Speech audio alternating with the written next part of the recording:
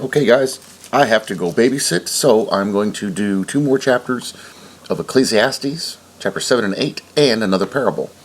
I've got all my stuff together. Let's get into it. So, to recap, chapters 1 through 6, Solomon clearly depressed, clearly out of shape, out of sorts, weird stuff going on. Got these really weird ideas about everything that's going on. The guy literally has everything, and he's realizing he has nothing. This may have been part of his downfall, but anyway, he's going through all these things, all these normal everyday things that we do.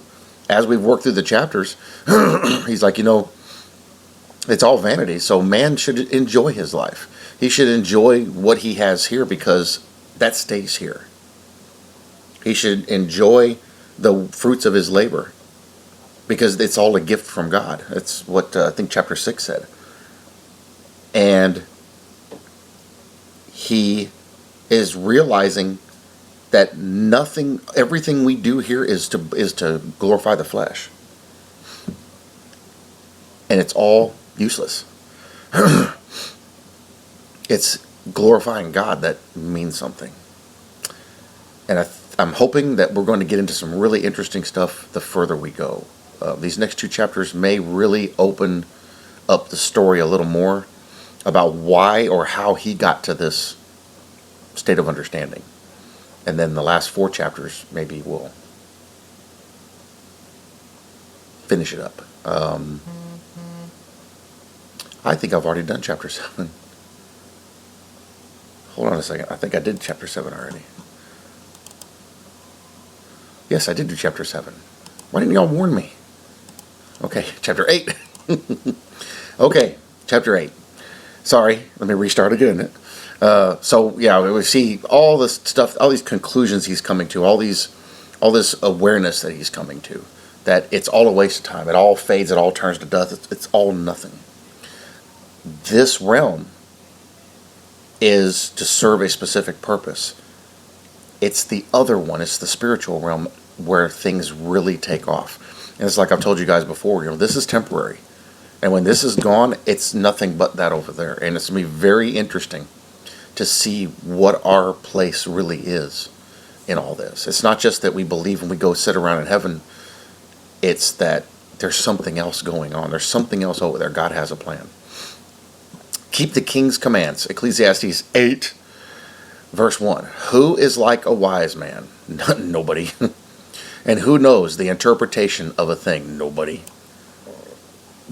A man's wisdom makes his face shine, and the sternness of his face is changed.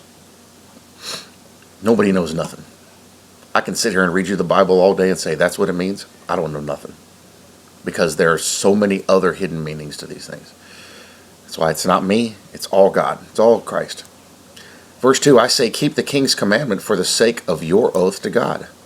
Do not be hasty to go from his presence. Do not take your stand for an evil thing, for he does whatever pleases him. Where the word of the king is, there is power. And who may say to him, what are you doing? Don't question the king. He who keeps his command will experience nothing harmful. And a wise man's heart discerns both time and judgment.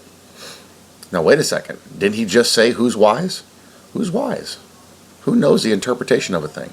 But now down here he's saying a wise man's heart discerns both time and judgment. So what wisdom is it that this man is using? Wisdom's of God. Because for every matter there is a time and judgment. Excuse me. Though the misery of man increases greatly. For he does not know what will happen. So who can tell him when it will occur? Is he telling us how to interpret Scripture?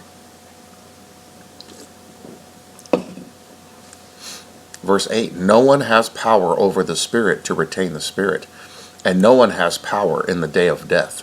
There is no release from that war, and wickedness will not deliver those who are given to it. This is deep stuff, and a lot of the underlying things of what he's saying here are amazing. No one has power over the Spirit to retain the Spirit. That means the Spirit does what it wants, the Spirit leads where it wills. And no one has power in the day of death. Death gets everybody. There is no release from that war, and wickedness will not deliver those who are given to it. You think maybe Solomon saw his own death? It's possible. Oh, wait, all this I have seen him. Maybe he did. And applied my heart to every work that is done under the sun. There is a time in which one man rules over another to his own hurt. Solomon may have been privy to much more information than we currently know about. Solomon may have been showing, I've told you guys before, the people of old, they knew about our generation. They knew there was a specific generation coming. They were aware of the coming Messiah. They were aware of the end times. They may not have fully understood all of it, but they were very aware of it and wanted to know more about it.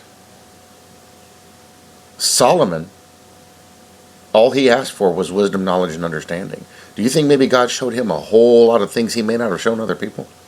It may have caused him to realize, this is useless. What I'm doing here and doing this is useless. But he was given a charge. He was given a cause. To me, personally, this kind of stuff tells me, let go of your own preconceived ideas of what you think things mean, what you think things represent. Let go of your idea of what power is, your idea of how strong you are, how much authority you have, and let God reign.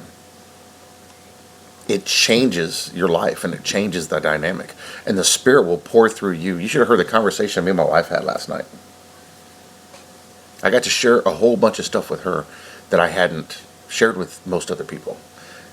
Inspirations and different revelations that I've been given. And it clicked with her. It made sense. And I thought it was amazing. And I couldn't stop myself. It was the Spirit pouring out. This is what this is kind of leading me to think, is that Solomon came to a place where he really saw the futility in building nice things and having nice things and building up wealth and all these pleasantries you have to go through because a king has to represent. And it just was he saw it as a complete waste of time. God may have shown him the future. He may have shown him what's coming. He may have shown him that all this is going to be destroyed and a brand new earth is going to come. He probably thought to himself, why bother? It's for nothing. You might as well enjoy what you have on this earth. It's all a gift from God. Enjoy this, because what's on the other side is far greater.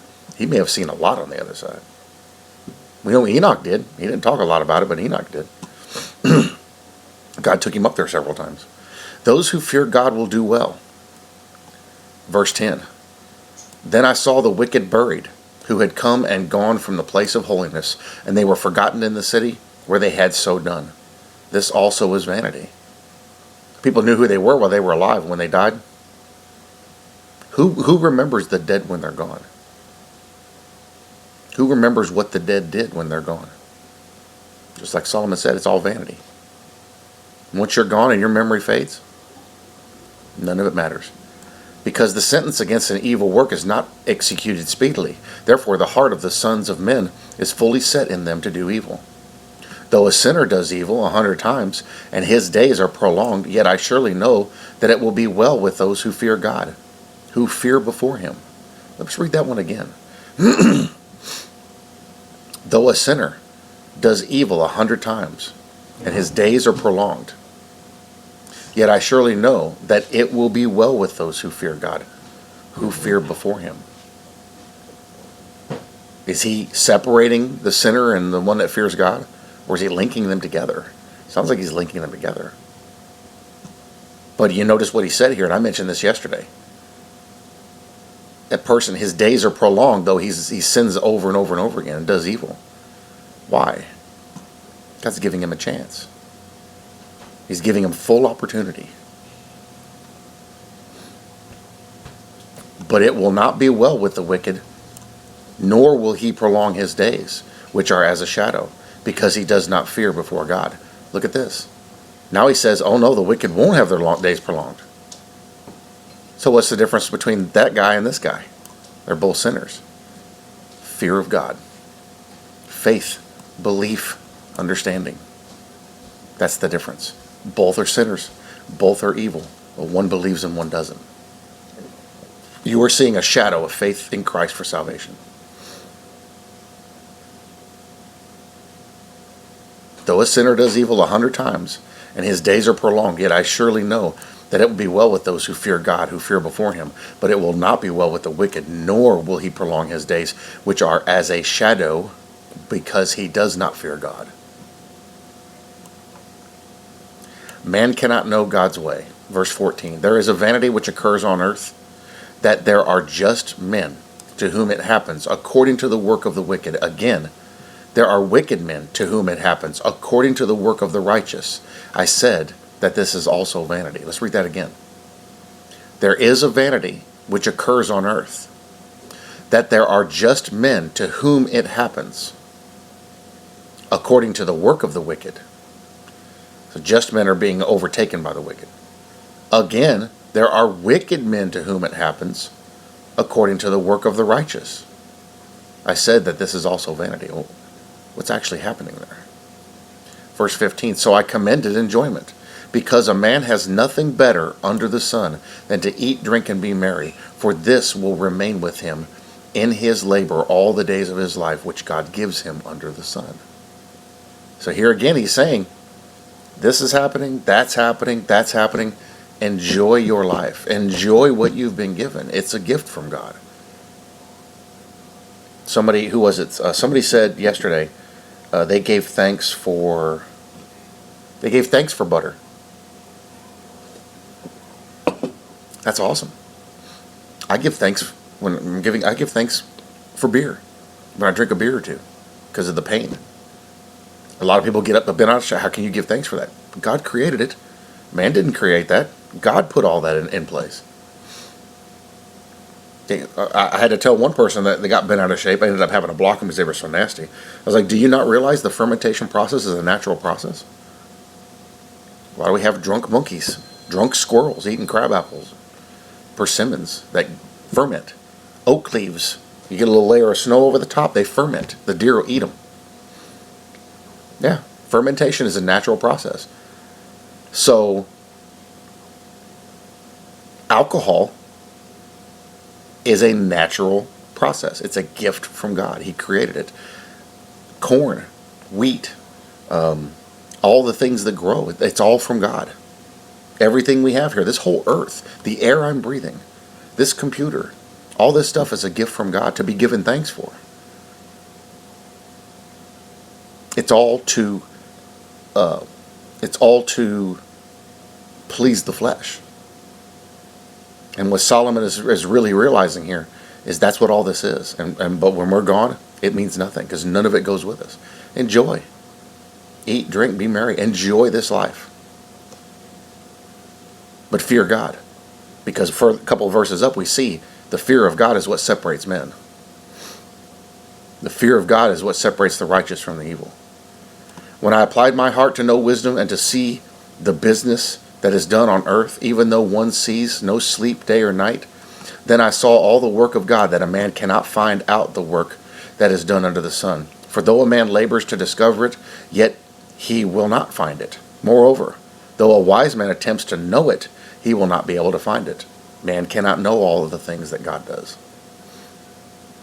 That's why you'll hear me say in morning and evening prayer every now and then, we give thanks for the things we don't know that you do.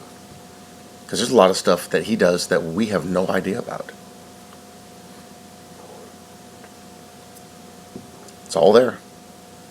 And Solomon's realizing this. He's coming to a very stark realization that life is not what he thought it was. Excuse me. So that's chapter 8. Very interesting insights. Excuse me. He's bringing a lot of his thoughts together. He's clarifying a lot of his points. He made two very distinct insinuations here. One, all are evil. What separates them is the one that fears God. The fear of God is what separates men. Same thing we have now. And down here, all things are vanity. All things are worthless. All things perish, and with the using, all things turn to dust. So enjoy this life and enjoy what you have. Be it a lot or be it a little, enjoy it. And do good with it. Because when you die, you'll have none of those things. Solomon was very tormented. But we can learn a lot of lessons from what he's gone through. And we still got a few more chapters to go. So let's see where we end up. Love you guys. See you in the next one.